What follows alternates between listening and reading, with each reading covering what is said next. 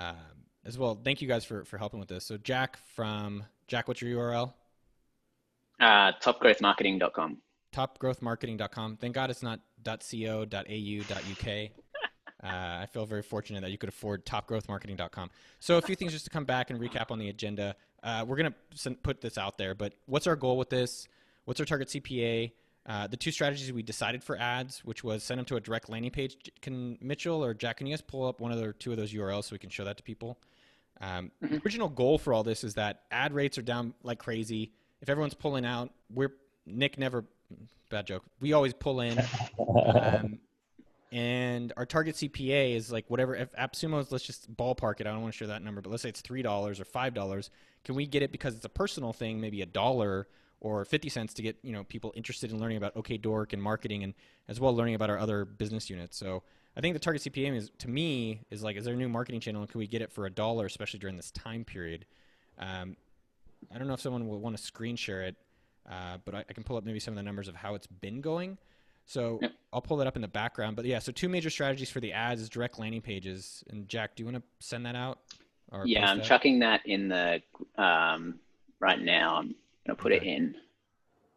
Actually, this is a link straight to the. Do you want to link straight to the ad, Yeah, or sure. do you want me to just link to so they can see the ad as well as the landing Yeah, page?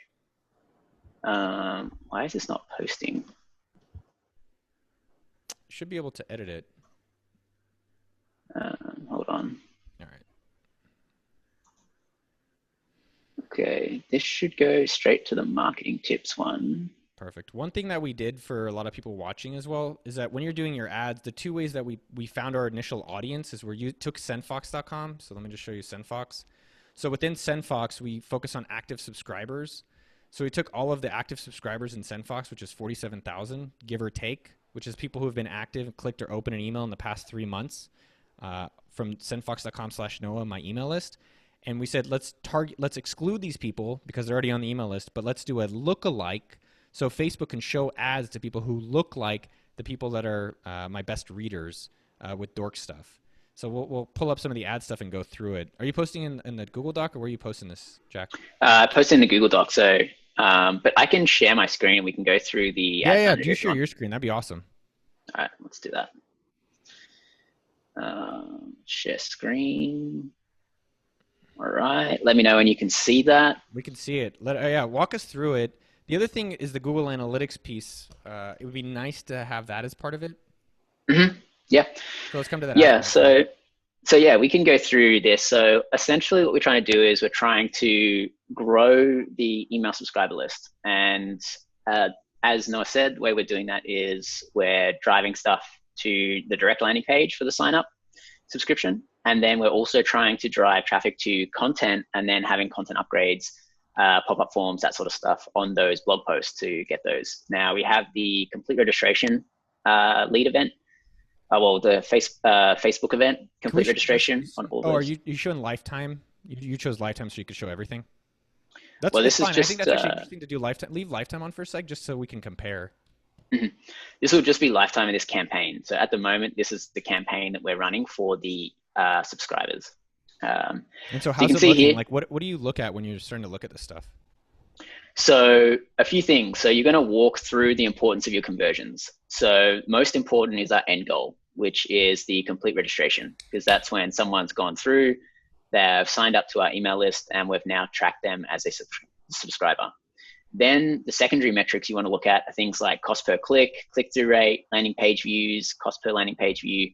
Then you can finally take a look at CPMs and things like that. So CPM, cost per thousand impressions. What gets you excited? What gets you like a boner where you're like, oh wow, that's crazy? Can we not say stuff like that, by the way?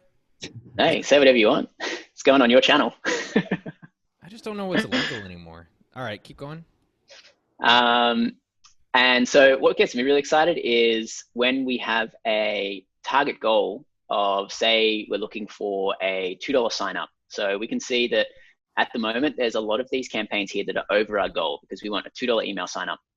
And you can see some of these are looking at goal or getting close to, because these started a lot higher. These started at like $3, and now they're slowly, as we optimize them, coming down to the $1 to $2 range. I think that's a So key point I want to highlight because when we first started, it was like $11 for some of this stuff, and I was like, "Oh, Jack's fired." and then you said just give it some time because it takes Facebook time to figure out who to show it to. One of the things is that you excluded people on our current email list, right? So it was only really marketing to brand new subscribers. Correct. Yeah. So you want to make sure that your end goal is excluded from your ad sets that you're running, because otherwise you just end up showing your ads to people who have already completed that goal. And so you're just wasting impressions on that. So the way that we set these up, I'll show you a few different ad sets so you can see the exact settings that we use. So you want to always make sure you're using your conversion events, because the conversion events allow you to optimize to all of those events like purchase, add to cart, lead, and in our case, complete registration. So you can see here, this is the conversion event that we're optimizing to. So we're saying, Facebook, I want you to go out and find people who are most likely to complete this event. Okay. Whereas if you use website traffic or engagement, you're asking Facebook to find people who are just going to visit your site or engage with your content, not necessarily people who are going to complete your goal of signing So up to your email list. when you were running these ads, were you saying Facebook target a certain CPA, cost per action, or how did you tell them how to bid on the different stuff? So start off by just doing an auto bid so that you can collect data. And so down the bottom here, you're going to have a few options. So we're asking Facebook to optimize to our conversion. And now we're asking them as well to try and achieve this goal within a 1-day click. So this is going to get a little bit more technical, but you have attribution windows and you have, delayed conversions. But we have a relatively low barrier to complete this event because it's just an email sign up. So we want to make sure that we're trying to complete that straight after the click. Now, if you have a more expensive product or something that takes a longer time to convert someone, usually you will do a higher attribution. So it might be 7-day click or 7-day click and 1-day view. Okay. So you're letting Facebook experiment more. Interesting. To try and achieve that goal. Whereas if you're doing a 1-day, you're like, okay, Facebook, if they haven't converted in 1 day, move on. We don't want to keep trying. Okay. So what else did you do in setting this up that's important? I haven't really. I normally just have like a CPC that I choose, and I like that type of approach. And so who did you target, and then other things you did for setup? Yep. So a few things here. The audience is really important because this is where you do your inclusion and exclusion. So the exclusion, as we mentioned, we want to exclude people who are already on our email list. So we uploaded our email list and excluded that. And then we also have the complete registration event, which is the one we're optimizing to, and we're excluding that one as well. So that means that anybody who's already on the list and Facebook might not have tracked, we're excluding. When I say attract, it's meaning that maybe they haven't hit the pixel event. So Facebook doesn't know that they've already completed. So that's why you also want to upload custom lists sometimes, because Facebook doesn't have data on absolutely everybody. So it's a really good idea to upload your lists as well as use your conversion events to make those audiences so that you get everybody. And then we decided with this audience to try our lookalike audiences. So we looked at the data and US, Australia, Canada, and UK, top countries. So we made our lookalike based off that. And we're making it off the email list that we uploaded. And so the 0-1 is that it's the closest people, right? Because you can do different degrees of how similar they are. Okay. Yep. So lookalike essentially means that you're trying to find that percentage of that country who is most alike your core audience. So in this case, our core audience is our email list. So we're saying Facebook in US, Australia, Canada, and UK, find 1% of those countries that most look alike email subscribers. And you can obviously go up to 10% maximum with Facebook. And so we're starting with the lowest because they have essentially or logically the highest chance of converting because they're the most similar. And then you could target those countries. Do you target male or female, or you just leave it gender? Okay, men. Good. So we're targeting men just because of your niche. Oh, sorry, man. I don't mean to cut you off. No, you're good. So age, we narrowed that down a little bit. We obviously have previous data from AppSumo as well. That helps us narrow this down. But if you're just getting started and you have no previous data, it's a good idea to open up 18 to 65 because you want to use the data to make the decision on as you're cutting it down. So when you're in your ad account, you can go and look at all your breakdowns. So breakdowns essentially mean how you segment your data. So you can look at the breakdown of ages, gender, region or country is another good one. Also platform and device. So you can really see which devices, which countries and ages are performing really well.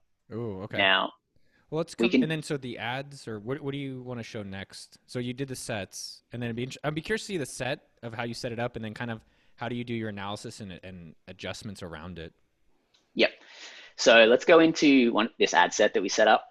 So here we have a bunch of these ads in here. So as we mentioned, had two different approaches. So we had the approach of setting up direct signups. So these are the general sign up ads. And I do a lot of my organization in my naming convention. And then we also have blog posts. So we have posts in here for all the blog posts. So we have a LinkedIn post, Tony Robbins post, viral content post, Can you walk through Facebook your guide ad post. structure? Because I think I've copied you after I've seen you do that a few years ago. Mhm. Yeah, sure. So I use a process here where I either have a draft, an ad, or a dark post. Now, dark posting is getting a little bit older because Facebook's trying to transfer social validation meaning like, shares, and comments. They're trying to transfer that over when you duplicate, but it's not 100% all the time. So I still use dark posting. And dark So posting means that it's not necessarily a public thing I'm sharing. yeah, so every ad is actually not shown to the public, but every ad has a Facebook post URL. So when I say dark post, that means that we're using an existing post and we're pulling in that post with its post ID. So where you can find that is if you go to Facebook post with comments, open that in a new tab, you'll see at the end here, this is your post ID. And so you But can this is take never that. public, or was this public? Yeah, anybody can go to this URL and see this. Mm, Um, but yeah, what we do is we just take that post and put it straight in here. okay. And so that way, the downside is you can't edit this ad anymore. The upside is that all of our ad sets drive all the traffic to that exact post. So as we collect likes, shares, and comments, they're all going to be put onto a singular post. How much do you think that matters in terms of conversion, having the social stuff on it? Big. It's really big. Yeah, it's really Big. big. Okay. Yeah. I mean, I get Um, it. I get it in theory. I'm just curious, like, if we have any stats or something like that about like with and without it. Yeah, our best performing AppSumo ads are ones that have thousands of likes, hundreds of shares, and for that reason. yep. Okay. So we have Um, these different things, and then they're showing everywhere. You guys just let Facebook choose where to show it. Yeah, so the next stage, so you want to do your optimization on levels. So you start with your ads, you get rid of all the ads that have bad CPAs on your target. So Can we walk through this? Yeah. yep. So here you can see that we've turned off a few of these because they're above 3. We're trying to optimize everything below 3. So we've turned off anything above that, and then we're also letting stuff run. And this one here is obviously taking up most of the budget because it's under that 3 and it keeps running.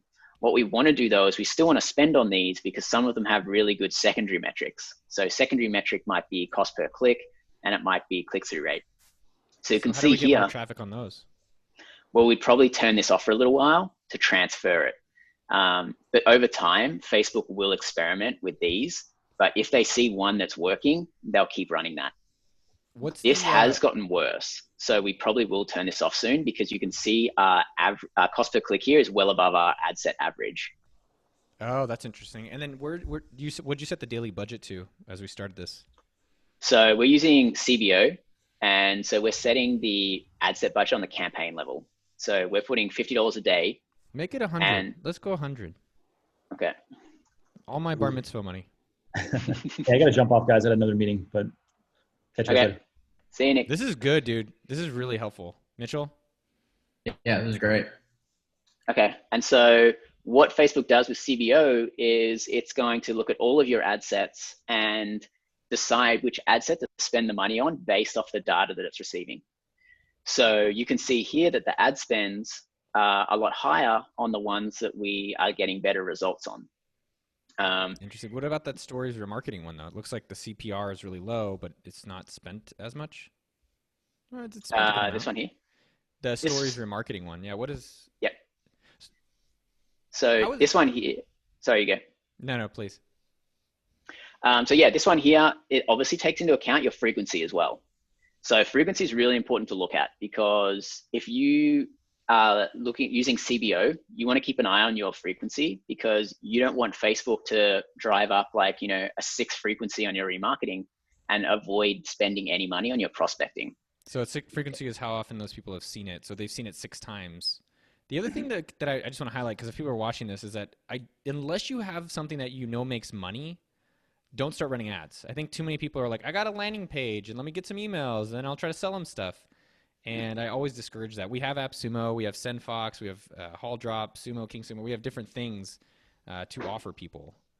So in the store, so how is the two strategies comparing? So of the send them to a okdork.com homepage and opt in, or send them to the to one of my articles and then do remarketing for them to opt in.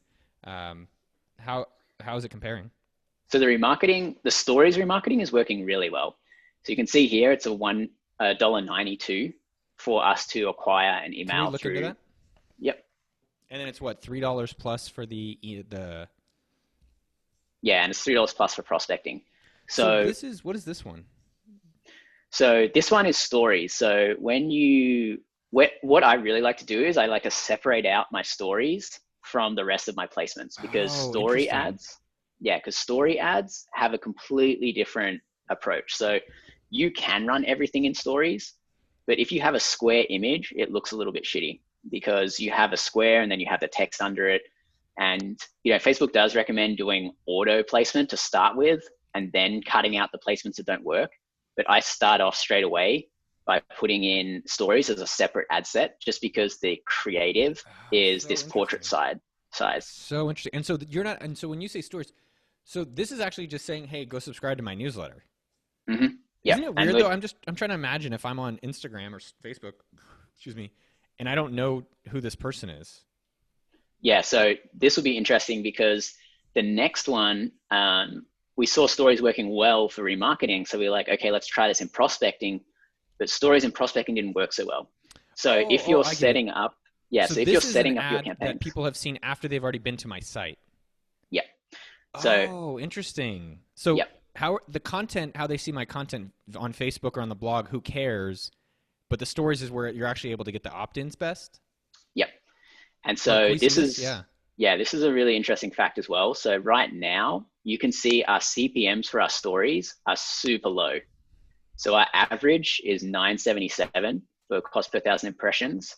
Our actual CPMs for remarketing on stories is only $5.40, whereas our regular remarketing is actually $14. Wow. So stories right now is really cheap for your remarketing. So if you don't have stories segmented out into a separate ad set for your remarketing, definitely go and do that, because it's really cheap right now, because they have a lot of inventory. No, don't do it. I don't want them to do it, because when they copy it, it makes it expensive for us. Yeah, this strategy does not work. And so can you show the ads for the content that are getting them into the story world? Yep. Yeah, so when we look at lookalike audiences, this is where we're doing prospecting. So as we go through some of these ads, you'll see this is what the normal ad looks like. So it's completely different to a story. Add to the landing page. This is not a remarketing one, right? No, this is just a regular post. Can you show a content one? Because this just goes to okdork.com. So can you show one that's I think you were in it, one that is showing no, not remarketing, but the content, the first ad that they see, right? Don't those people see like, hey, go look at this article?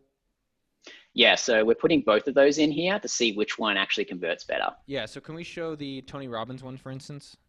Yeah. Yeah, recession proof. That's fine. So how are these ads, like, what's the cost on showing like my content comparing? Like, any ones are better than others? Yeah, so we only put up this video, I think 2 days ago, so it doesn't have too much, but the Tony Robbins one, this is what this looks like. So we're trying to drive people to check out the blog post about Tony Robbins. What you want to do if you're trying to drive to content is put that hook out there, get people interested in trying to click through and read the rest of the article. The difference is we've got a CTA of learning more, or essentially learn more is the best CTA for this. And then for subscribe, we're actually putting subscribe in there. So changing your CTA depending on the content is also important. So can you close that for a second? That's good to know. So it looks like on the content here. No. Oh, sorry. Go back to ads. Yeah. So I'm just trying to sort the content stuff. So we have Tony Robbins, 60-hour. So because what it seems, and I guess there's two pieces of it. The remarketing one is $1.90, but you're excluding the cost of driving the people to that. Mm-hmm. But and is that so we're excluding that, and then also is it anyone who's seen that post that's not on my list, right? So it's also there's potentially other people out there. Yep. So first question is we're looking at CPAs based on per ad set. You want to keep an eye on your blended CPA. So your blended CPA should be your actual CPA target. So if we're trying to aim for $3 CPA, we want to make sure. Can we do $1? Yeah, we can try $1, but it's going to be tough considering that remarketing's at $1.90. So getting it down to $1 will take a while. Did you set the target at $3, or are you just letting Facebook do its thing? No, so we're asking them to auto bid for us so that they are trying to achieve the goal that we set them. So we're saying, Facebook, achieve this goal for whatever price you think it's worth, and then we turn off the stuff that's too high and let the stuff run that's too low. You can set manual CPAs. Okay. But usually you need to have a lot of data, and you need to know where your CPA is at, because if you start really low, Facebook just doesn't serve your ads. Totally. If you start really high, you overpay for your conversion event. So to be clear, we haven't said do $3. We'll just say run it, and then we're turning off the heavy stuff. So the cost for an email sign up, it seems like, is around $3.30, and then the cost for the remarketed person is like $2-ish. Am I reading that correctly? Yep. Yeah, but prospecting is, so the blended is $3.13, and the prospecting, which is the stuff that doesn't have remarketing in, is probably coming in around $4, and then the remarketing stuff is coming closer into like $2. And then because you can see most of the spend is on this one. For prospecting, you're talking about sending them right to the landing page or sending them into it. What's the cost difference between sending them to the landing page and then just sending them to an article? So let's take a look at all the ads so we can take a look to see the best ones. So what I like to do is I always like to, in this campaign, for example, I'll filter all the ads in this campaign. And this is why your naming convention is really important. So I'll filter all of the ads in here and look at my most expensive and my cheapest. So this is another way to do your optimization. So you can see this shouldn't be running. We should turn this off because it's at a higher than our average. We constantly want to continually improve. So we want to look at our average and be like, okay, if this is above the average, we should probably turn this off. Now, it's even better when you segment your prospecting and remarketing by campaign, because you can get averages for your prospecting and averages for your remarketing. But for this case study, we put everything in one campaign because the budget's $50 a day. And again, you want to be trying to hit that 50 conversions a week. What do you mean 50 conversions a week? So for for Facebook to leave that learning phase that everybody talks about, Facebook recommends that you're getting 50 conversions a week to have enough data for them to leave the learning phase and be fully optimized. Ideally, the learning phase just means they're being more experimental, and so it's usually going to cost you more. Whereas once it's optimized, they're like, okay, we know who's converting. We know how to go and find those people now. So you're out of the learning stage. So anything surprise you or stand out? So here, keep going through this, how you're doing the analysis. So you're looking through these. Mm-hmm. So we're going through, and we're now trying to get to $3. So we're really cutting anything off over $3. And when we're looking at optimization, you want to look at the secondary metrics, like I mentioned. So our first metric is our cost per complete registration. But then I also look at our cost per click, click-through rate, and also our landing page views. It's really important to look at landing page views, because if you have a really high cost, if you have a low cost per click but a high landing page view, it means that your site isn't loading fast enough and you're losing all of that traffic. Because, oh, that's interesting. Say that one more time. Say it one more time, but in an Australian accent. I'm putting on my American accent. What are you talking about? No, but say it one more time. So if you have, if you look at your CPC, so I always do link click, because you want to really look at the link click, not all clicks, because that's the link that's going to drive traffic to your website. So when you want to look at your cost per click, Facebook's going to track that as soon as you click it. What you want to look at is the landing page view, because that's when the person has actually made it to your website. And so if your cost per click is really low and your landing page cost per landing page view is really high, it means that people aren't getting to your website. So they're bouncing before the page loads. And so this can mean your page is too slow, or you need to maybe fix where your Facebook script loads. It's getting a little bit more technical, but essentially the basic stuff is you don't want your cost per click to be too much lower than your landing page view. If you do, you're still paying for those visitors, but they're bouncing before they even Got get it. to your website. Got it. Totally get it. And so, how are we looking at these ads to optimize and make changes moving forward? Like, I think how did you choose, and then how did you choose which articles we're showing? Yeah, so with the articles, we opened up Google Analytics, and what we wanted to do is we wanted to find the most engaging articles. So we looked at a few factors.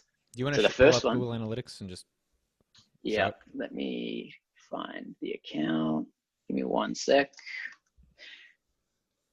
Okay, doc. This one here. This is Yeah, super interesting, by the way. no worries. Whoa. So here, so you want to look at your a decent amount of data. So I think we looked at, let's reset this and let's go look at like last 6 months. So November, yeah, perfect. Yeah. So what you can do is you can look at kind of like a good decent amount of data. So you did acquisition and then source medium? No, we're actually going to go to behavior, and we're going to look at site content, and we're going to look at all pages. And so here, there's a few different things that you can take a look at. So you can see which of our pages get the most traffic. So here you can see the recession proof, why I walked out on Tony Robbins, how I learned, what I learned from not eating for 60 hours. And so you want to take a look at a few things. So first off, you want something that's getting a decent amount of traffic, because that means it's an interesting post. People are finding it. People are interested. Then you want to take a look at the time on page. So if you have a huge amount of traffic that's going to something, like this one here, people are only spending about 19 seconds on there on average. So it might be better to use the post why I walked out on Tony Robbins, because people are staying more engaged, because they're on average there for twice as long. So that means that content might be more engaging or more interesting. So when you're thinking about what content you want to drive people to, look at the average time on page, and then look at the bounce rate. So if the bounce rate is really high, that means that people are probably not interested in the content and they're just leaving. Whereas if you have people who have a high time on site as well as a low bounce rate, that means that person's going to dive deeper into your content and deeper into your brand, and is probably more interested than someone who bounces. So taking a look at those metrics will definitely help you choose the different types of landing pages you should be driving ads to. And this can also work if you're an e-commerce store, looking at your products. So finding out which products have high bounce rates. That might mean people don't like that product, or people don't like something about that product that's making them leave. And then looking at product pages that have high time on page, because that probably means people are interested in that product and they're reading all the content that you have on that product and considering possibly buying. So not only does this work for content, but also if you have an e-commerce store, you can also take a look at stuff like this to focus your media spend on your best performing products. How do we see where, one thing I was curious, like for the recession proof ideas, where are those people coming from? Yeah, so what we can do here is we can actually look at secondary metric. And you can look at source/medium. Now, Google is pretty average at this, but you can get some sort of information. Sorry. You can get a rough idea of where everything's coming from. So most of it is organic. So that means that it's ranking in Google. That's crazy. Mitchell, did we mess it up by changing that keyword then? Time will tell.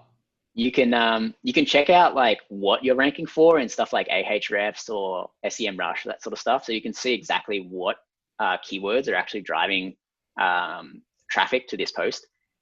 And then if you want, you can connect up your Google Search Console, and that will do it for free, but it's usually not as accurate as something like Ahrefs. All right, well, let's jump back to the ads world. Yep. But yeah, you can see where all that traffic's coming from. So remember, if you're doing this, you want to look at source/medium. That's all your UTM tags. Thank you. If you don't know what Google. UTM tags, you can look All right, those so you up. chose those articles. And then how are the placements? Like, is it cheaper on Facebook mobile, Facebook desktop, Facebook Instagram, like audience network, like World Wide Web? How much do you start looking into that and optimizing around that? Yeah, so we're probably going to start doing that now. What you want to do is you want to have enough data so that each placement has a bit of data and a little bit of information. So when you want to look at one specific campaign, because you don't want to do your breakdown on everything because it takes forever to load, So just click on the filter by selected and select the campaigns that you want to look at the breakdown for. You can also do this on the ad set and the ad level. Dude, you know your stuff really well, man. Progrowthmarketing.com?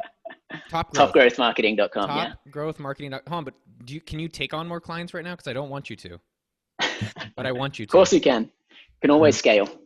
All right, good answer. That's the AppSumo way. Make it work. So in this breakdown, like stuff you're going to want to probably look at is age. So you can see here that some ages perform much better than others. Man, I got a lot of people like me, man. I'll tell you, it's the mid 30s. It's like the third life crisis. People like me. Yeah. So that always shocked me, man. Yeah. But it's interesting. It's the super old people, well, older, that are really affordable, but it's not that much data. So yeah, this is the point that I was just trying to make before. It's like this. You don't want to make too many rash decisions on like $2 spend. Like you don't want to be like, okay, I'm just going to target 65 plus because I have a $2 CPA on that, but you've only spent $2. So you want to make sure you've got enough data there. And this gets much easier the more you spend because the numbers are more accurate and you can make those decisions much better. So the ones that we're probably going to look at is like, all right, what are these ones doing? They've spent a bit of money now. Actually, probably even these 4 have spent enough money now, like over $30. So we can get a decent amount because you can see we've had a relatively good amount of clicks, and there's more than just a few conversions. If you just have like 1 or 2 conversions, they can always be lucky conversions. So you don't want to make decisions based off like 1 or 3 conversions. So here we could say like, okay, 18 to 24 is working pretty well. 45 to 54 is not doing so well. But this creates a dilemma for a lot of media buyers because then you have to decide whether you split your ad sets into 2 different ad groups or if you just get rid of everything 45 plus. So that's why we probably want to get a bit more data on this before we decide to cut everything away with 45 plus. But that's like when you're looking at age. Now remember, there's a lot of different things you can look at here. So gender. What are the ones that you mostly look at? So I mostly look at the age, gender. Depending on how big your company is, you can do country. Like AppSumo, for example, we're looking on the country level. But for if you're just in the US, you want to look at your region. So the region will be states. Oh, let's see that. Can we see region? I bet you it's like coastal. I'd be surprised if it's like San Francisco, California, East Coast, and Texas. This is not going to filter correctly for us. That is so weird. Why is it showing all these weird ass places? So this is by you know what's region. So interesting about that is that you chose only the 4 countries to show ads in, but it's showing in other places. So this is remarketing. Remarketing, we've opened up to other places. So, but majority of our spend, Facebook is bugging out right now. It's not filtering our data properly. But you can see a majority of our data will be on those 4 countries we picked because we have remarketing open to everybody and we have prospecting only in those top 4 countries. Let's hold on. Let's look at it. Just scroll down. Australia, do Canada. I'm curious to see who's the most. Which country likes to just sign up for things? India, you always have a really high. Indians are awesome, man. I love them, dude. There's 1 billion plus of those people. They're amazing. Yep. Send me to India. Yep. I've got to find the US. It's at the bottom. Sorry.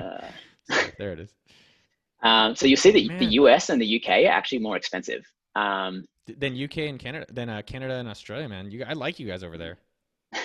Yeah, the US dollar is good right now. Get more bang for your buck.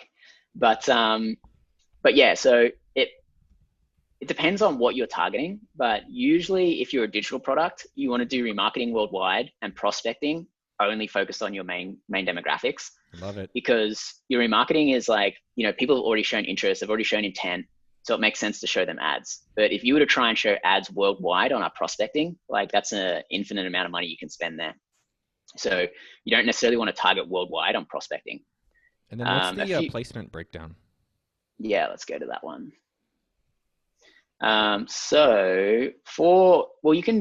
You can start off by doing platform because this is really easy. And if you don't have enough data, you can literally just see if Facebook or Instagram is doing better. That's what most people want to know. Dude, Instagram is way cheaper. But is that because of the remarketing is probably happening more through Instagram?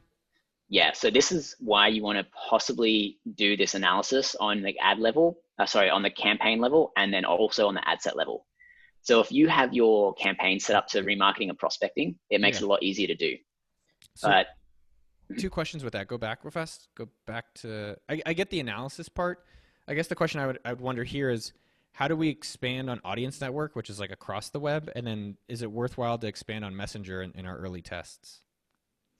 yeah, so the problem is that Facebook so you could create separate ad sets for all of those, and you could try and force them to spend. So you can set minimum and maximum spends per ad set.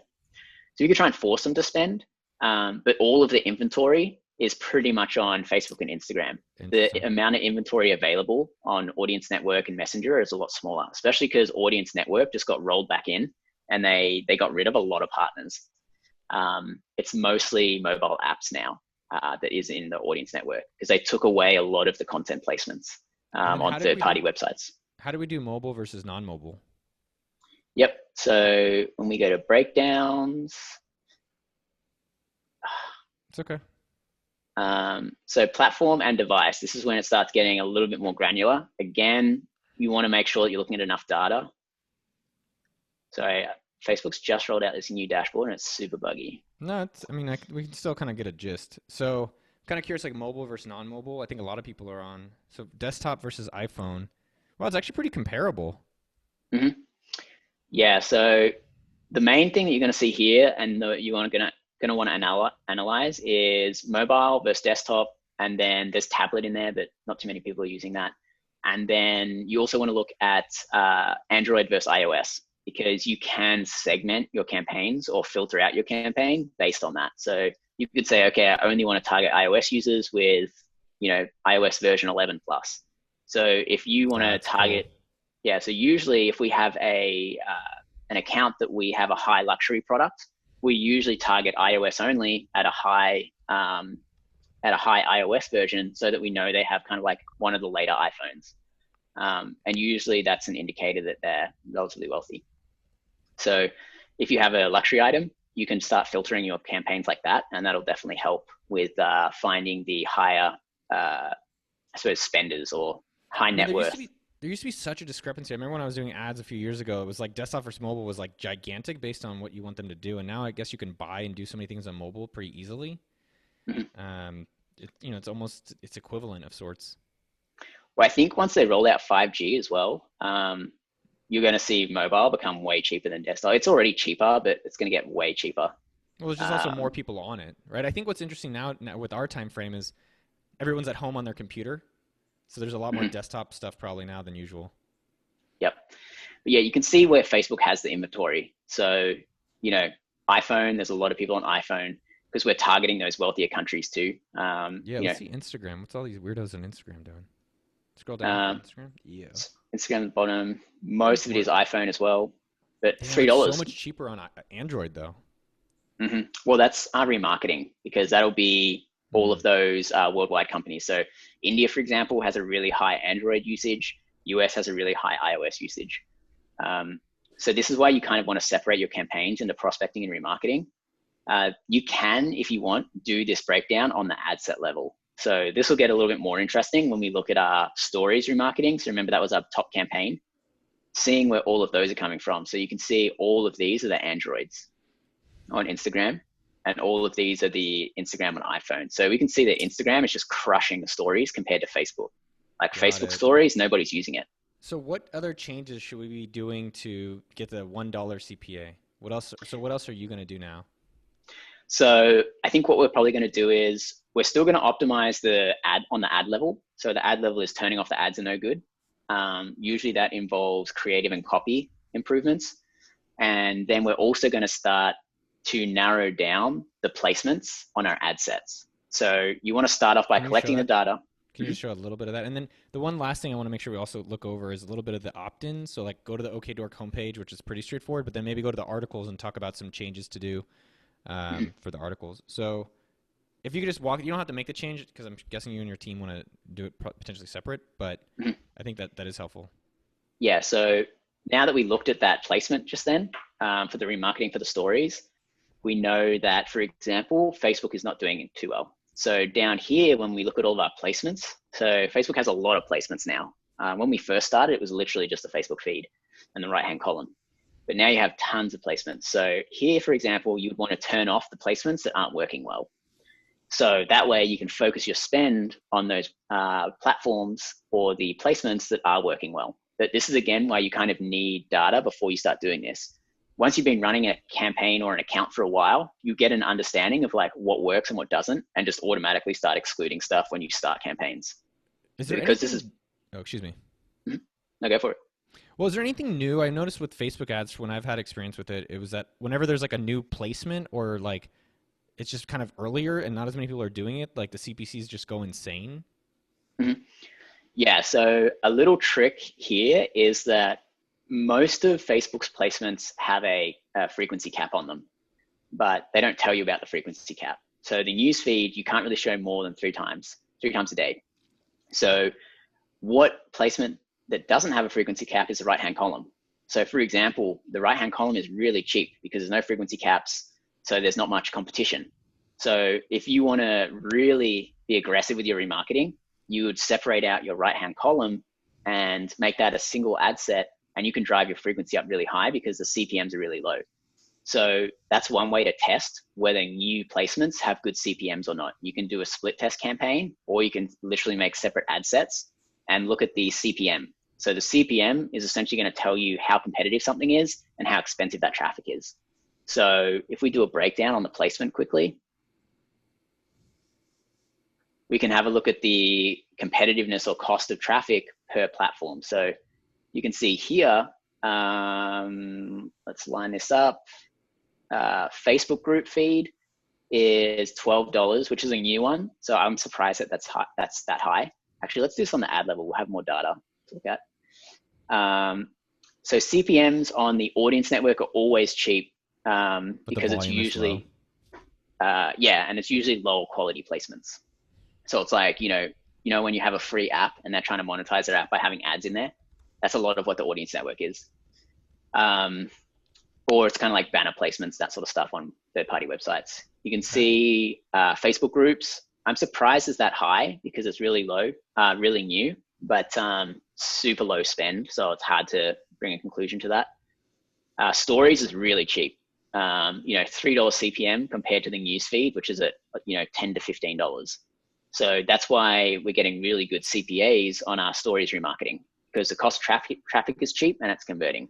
One idea, Jack, does it make sense maybe to find like Reddit or Twitter, or find somewhere potentially where to try to find like really, well, I guess you want quality audience, but find a way to get people to come to your site more affordably, cheaper, and then do the remarketing through this stuff? Yeah, so when you're looking at that, Facebook and Instagram are relatively cheap compared to the other platforms. So LinkedIn is super expensive. You're looking at like $30 to $60 CPMs in the B2B sort of space. Reddit is a little bit more expensive than Facebook and Instagram. Like Instagram is probably the cheapest just because they have so many users and so much frequency of daily active users. So you could definitely try different platforms and see what the CPMs are. The other thing, like really cheap CPMs are on display networks. So if you wanted to do, Google Display Network, or if you want to do like something like Criteo, that's relatively cheap because they have a lot of inventory because it's wide web. And so it doesn't revolve around people being in the Facebook or Instagram app. But yeah, usually Facebook and Instagram will be relatively cheap platform compared to the other ones. And because they have a lot more inventory, there is a lot more competition. But right now it's a huge opportunity for people because competition is definitely dropping. What's normal CPMs? Like before Corona, what was CPA and CPM that you'd expect before? So across all clients, it's probably been like around a 30% drop in CPMs. So, this might have been like a, $12 or $13 CPM on average. But at the moment it's, close to a 9 to 10. So usually it depends on your niche and also how granular you go with your targeting. So for example, on AppSumo, we have some really wide campaigns because we have enough data that Facebook knows what our end goal is. They know that we want this purchase. They know a lot about that person because we're getting a lot of purchases a day. And so we cast a really wide net and let the algorithms do a lot of the work. And that allows us to get really cheap CPMs, like $2 to $3. Whereas when you're getting more granular with your audience targeting, Facebook tends to charge you more. But you can only go wide when you have enough pixel data. If you try and go wide without pixel data, Facebook doesn't know who the person completing that goal is. So it's just going to target everybody, and you're probably going to lose a lot of money. And so you've looked at the placement stuff.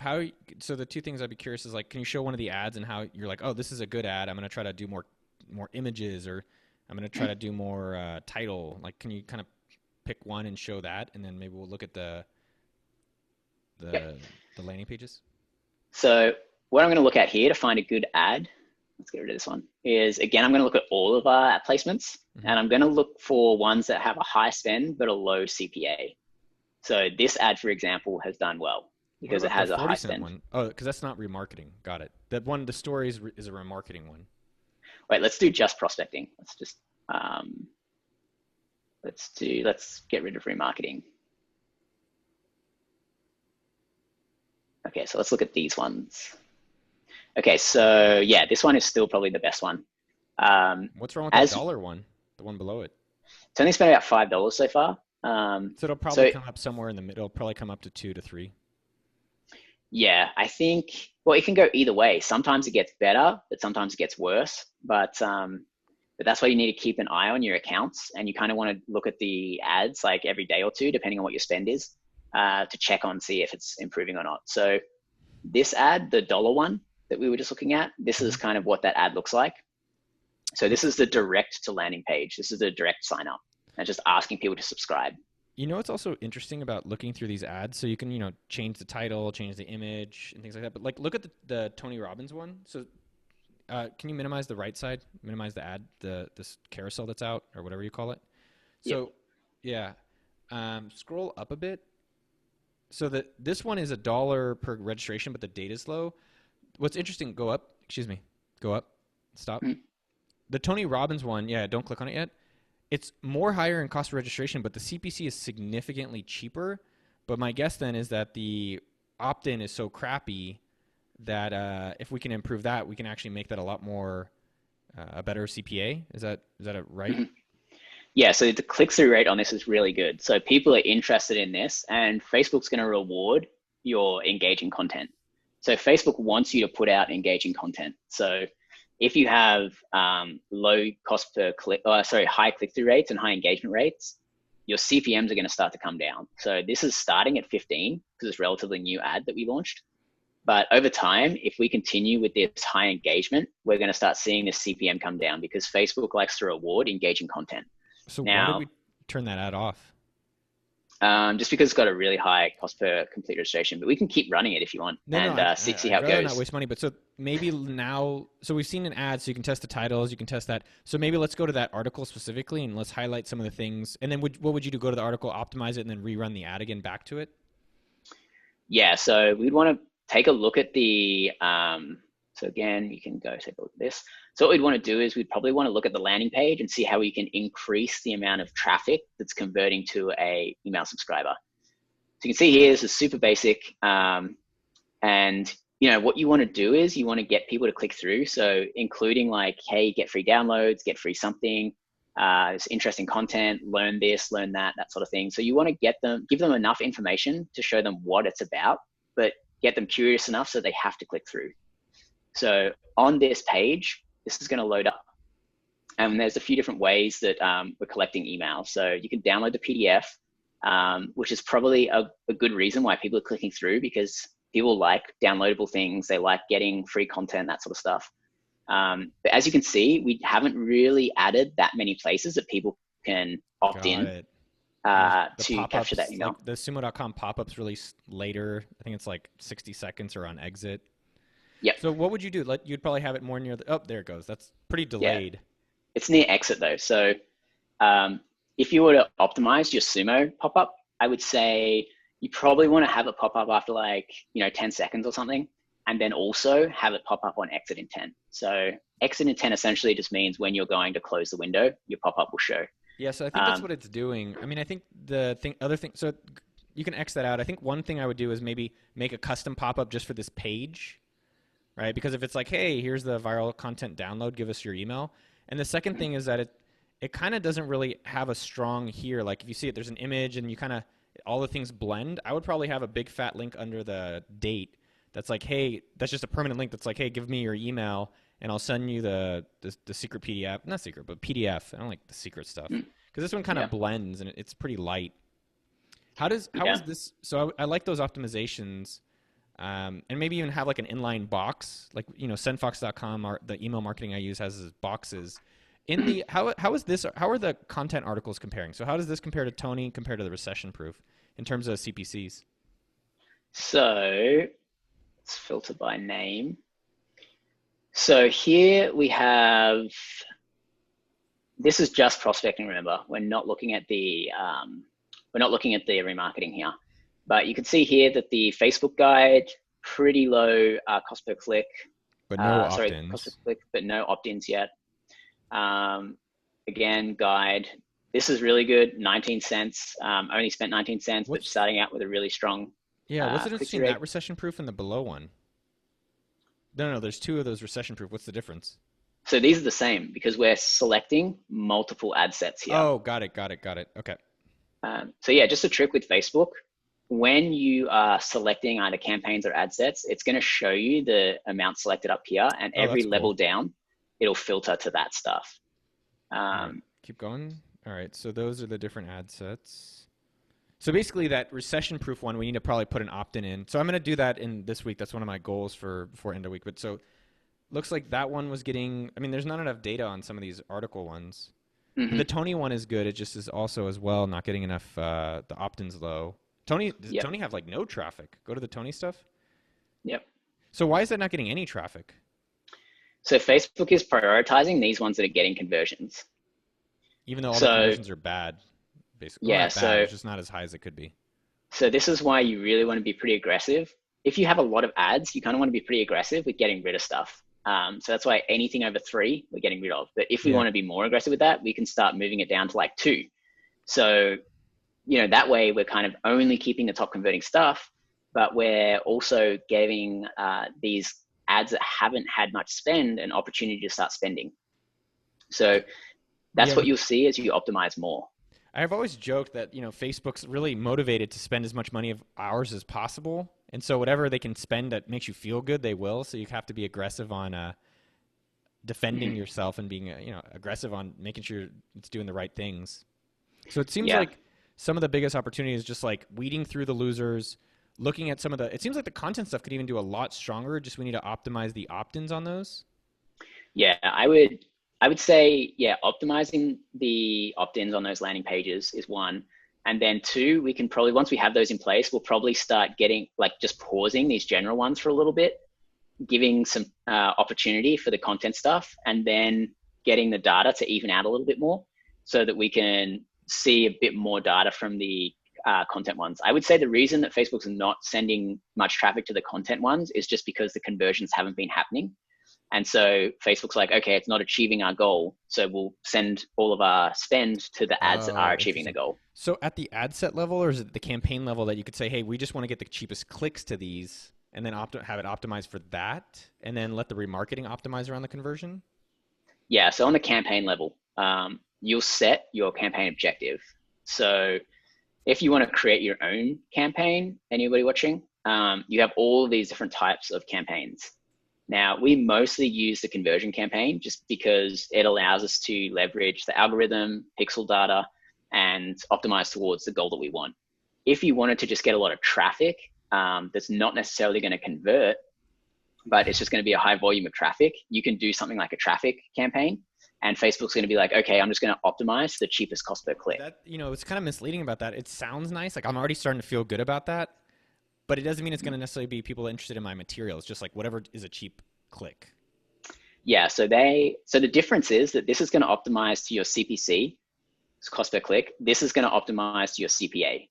That's the easiest way to explain the difference between the two. I like that. Yeah. And then, those are the main two. For remarketing, sometimes we'll do a reach and frequency. So if we just want to like really get a lot of like everybody in our target audience to see this. Oh, interesting. we'll do a reach because we know the intent to buy is high because it might be like, 30-day remarketing. So we know everybody in there is interested. And so we're just saying, Facebook, show this to everybody every 2 days. Dude, So this you is can such also do gold. that. I was messaging Mitchell on the background. I was like, dude, this is all like so interesting and so valuable. Any other things you want to leave with before we kind of check back in next week? No, I think, I think we'll just optimize this down a little bit. Now that we're going to be spending more, the rate of, data back is going to be faster. But overall, 89 cent cost per click on Facebook is pretty good right now, considering 3 months ago, average in most accounts was kind of like $1 to $2. So cost per clicks are good. We just want to optimize that traffic a little bit better, and then keep cutting out the stuff that's not converting. So those two things you want to definitely keep an eye on if you're managing your accounts. Mitchell, any questions? I think this is so interesting, man, and definitely interesting, a great opportunity. How low? What do you think the lowest CPC or in CPA we can get is CPR? Can we get So like the dollar? Can we get 50 cents at scale? So this is where that social validation that we were talking about earlier comes into play. So when you're scrolling through your feed and you see something with a lot of likes, comments, and shares, you're much more likely to stop and take notice of that content rather than something that doesn't have any engagement on it, because you just naturally want to see what the fuss is about. Same with when you see a car accident. There's actual no stop in traffic, but everybody's just stopping to watch the crash, look at the crash. So same thing with the news feed. So the more social validation, usually the cheaper your conversion rates are going to get, just because you have that social validation. So I think as we collect more social validation, as we optimize the spend to the content that is getting low cost per clicks, and it's also converting that to the lead sign up, I think we'll definitely get it lower. $1 will be a stretch. We'll definitely see if we can get there, but I'm guessing it's probably going to be more like $1.50 to $2. And how does this compare? I don't necessarily want to share the AppSumo numbers, but how does this compare to like an e-commerce store or other categories, or how does it compare to other like, I don't know, influencers of sort? Yeah, so anything under $1 cost per click, you're doing pretty well. So if you're going to benchmark your Facebook ad account and your average is kind of like under $1, that's pretty good. Usually click-through rate, this is under what AppSumo would be, but anything over a 1 is okay. Over a 1.5 is good. And obviously the more you spend and the larger the volume, the more that's going to be stabilized. Like at the moment, $300, we could have like a really good few days and that could really drop, or we could have a few bad days and that will go up a lot. So the more you spend, the more consistent your data is going to get. But by rule of thumb, anything under $1 is good. Anything over 1% is relatively good. All right, well, let's get back at it, and we'll come back next week. I think this is amazingly helpful and inspired a lot of people to go be like, oh, I'm going to go start doing this. Maybe we'll launch this video in a few more months after we've already done a lot of it. All right, boss. Jack Paxton, topgrowthmarketing.com. Any other final words? No, thanks for having me. And we'll check in next week and see how it's all going. All right, boss. All right, see you guys. Yeah.